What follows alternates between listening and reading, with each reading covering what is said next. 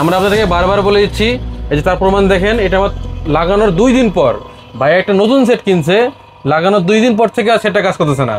আমাদের এই ফোনটা কিনা 2 দিন পরে আমাদের ইউ গ্লাস লাগানো হয়। গ্লাস লাগানোর পরে আমাদের মানে ফোনের সমস্যা শুরু হয়, মানে ডিসপ্লে কাজ করে না। ইউভি প্রোটেক্টর লাগাইছে, যেটাকে আমরা লিকুইড দিয়ে লাগাই আর কি, ইউভি প্রোটেক্টর বলা হয়। তো আমরা সবসময় কাস্টমারকে বলে দিই আমরা গ্লাস চেঞ্জ করলে যে ইউভি প্রোটেক্টর না লাগাইতে। তো ইউভি প্রোটেক্টর লাগাইলে কি সমস্যা হয় এই বিষয় নিয়ে আপনি আজকে একটু আলোচনা করব। মূলত ইউভি প্রোটেক্টরের সময় যে আমরা যে ইউভি গ্লোটা লাগাই, এই যেটা হচ্ছে ইউভি, যদিও এটা অন্য কাজের জন্য আর প্রোটেক্টরটা আলাদা, বাট জিনিসটা হচ্ছে সেম। তো এই ইউভিটা যখন আমরা গ্লাসটাকে লাগাই, তখন সাইড দিয়ে কিছু ইউভি বের হয়ে যায়, এক্সট্রা যে লিকুইডটা থাকে আর কি।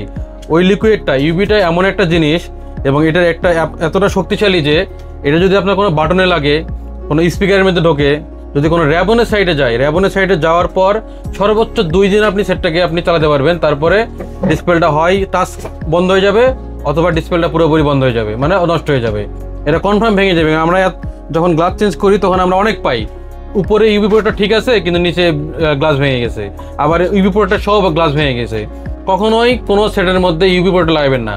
ইউভি ছাড়া বাজারে যে প্রোটেক্টর আছে, আপনি পলি লাগান, ইউভি পলি লাগান, অথবা আপনি যে কোনো ফুলগুলো লাগান, যা মন চায় আপনি লাগান, অথবা আপনি গ্লু মানে প্রোটেক্টর ছাড়া আপনি চালান, কিন্তু ইউভি প্রোটেক্টর লাগানো যাবে না।